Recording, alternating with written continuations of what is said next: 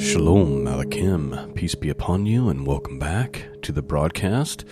We have a couple of unplanned, shorter podcasts for you this week to go along with our Feast of Trumpets.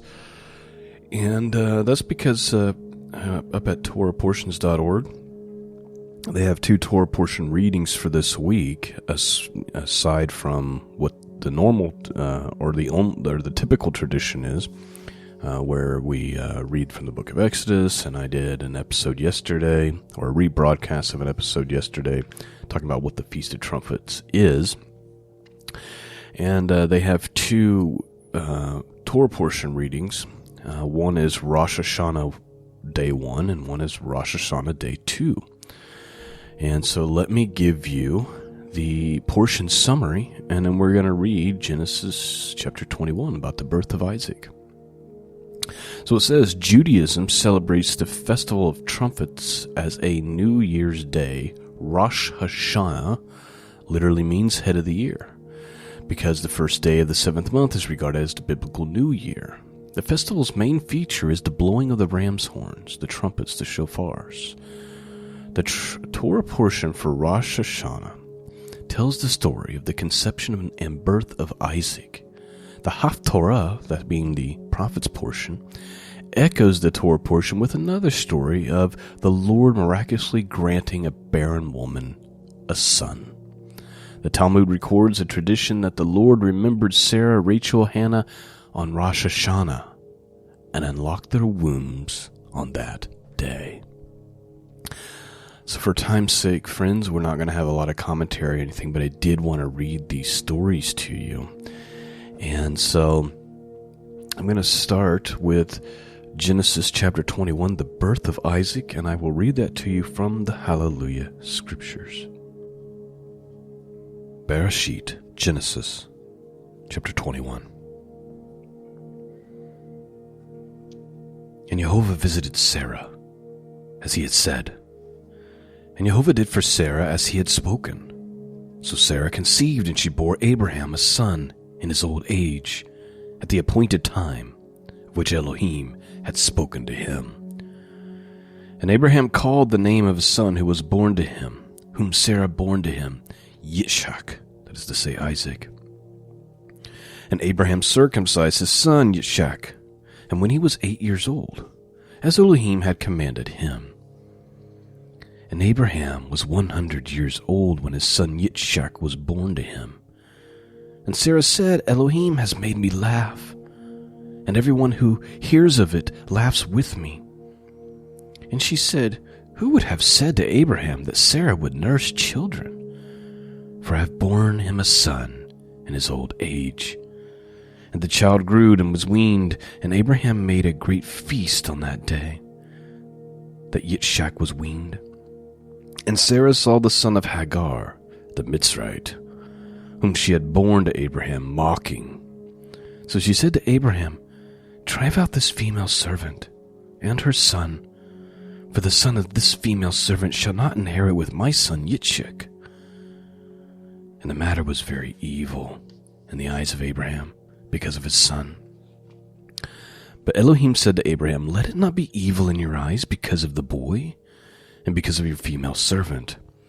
Whatever Sarah has said to you, listen to her voice, for Yitzchak, your seed, is called. And the son of the female servant I will also make a nation, because he is your seed. And Abraham rose early in the morning, and he took bread and a skin of water, which he gave to Hagar, putting it on her shoulder, also the boy, and sent her away. And she left and wandered in the wilderness of Beersheba. And the water in the skin was used up, and she placed the boy under one of the shrubs. And she went and she sat down about the bow shot away. For she said, Let me not see the death of the boy. And she sat opposite of him and lifted her voice and wept. And Elohim heard the voice of the boy. And the messenger of Elohim called to Hagar from the Shemayim, that is to say, heavens, and said to her, What is the matter with you, Hagar? Do not fear, for Elohim has heard the voice of the boy where he is. Arise, lift up the boy and hold him with your hand, for I make a great nation of him. And Elohim opened her eyes, and she saw a well of water. And she went and she filled the skin with water and gave the boy a drink. And Elohim was with the boy, and he grew, and he dwelt in the wilderness, and became an archer. And he dwelt in the wilderness of Paran. And his mother took a wife for him from the land of Mitzrayim, that is to say, Egypt. And it came to be, at that time, that Abimelech and Pichol, the commander of his army, spoke to Abraham, saying, Elohim is with you in all that you do. And now swear to me by Elohim, do not be untrue to me, to my offspring, or to my descendants. Do to me according to the kindness that I have done to you, and to the land which you have dwelt. And Abraham said, I swear. And Abraham reproved Abimelech because of the well of water which Abimelech's servants had seized. And Abimelech said, I do not know who has done this deed, neither did you inform me, neither did I hear about it until today. So Abraham took sheep and cattle and gave them to Abimelech, and the two of them made a covenant. And Abraham put 7 ewe lambs in a flock by themselves. And Abimelech asked Abraham, what are these 7 ewe lambs which you have put by themselves? And he said, take these 7 ewe lambs from my hand, to be my witness that I have dug this well. So he called that place Beersheba, because of the two of them swore an oath there. Thus they made a covenant at Beersheba. And Abimelech rose with Pichol and the commander of his army, and they returned to the land of the Pelishites. And he planted a tamarisk tree in Beersheba, and there called the name of Jehovah the everlasting El. And Abraham sojourned in the land of the Pelishites many days. And that is the Torah portion reading for Rosh HaShanah 1, day 1. So the tradition, according to TorahPortion.org, in the Talmud, is that God opened the wombs of Sarah, opened her womb, not just Sarah, but Rachel and Hannah as well, on Rosh HaShanah. And it says that Abraham called the name of his, so Sarah conceived and bore Abraham a son in his old age at the appointed time of which Elohim had spoken to him. So I'm going to do something that I typically don't do on air, which is look something up on the fly. And let's see if that word, phrase, appointed time here. I just want to see if it says Moedim for that phrase.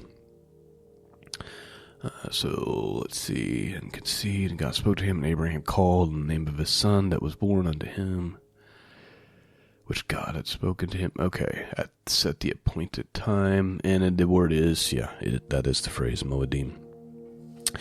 So, just an interesting, so I've been doing, we've been at least acknowledging Feast of Trumpets for many years. We don't always get all the feast and do studies for every single one every year, but Feast of Trumpets pretty regularly, and I don't know that we've ever done the Rosh Hashanah readings.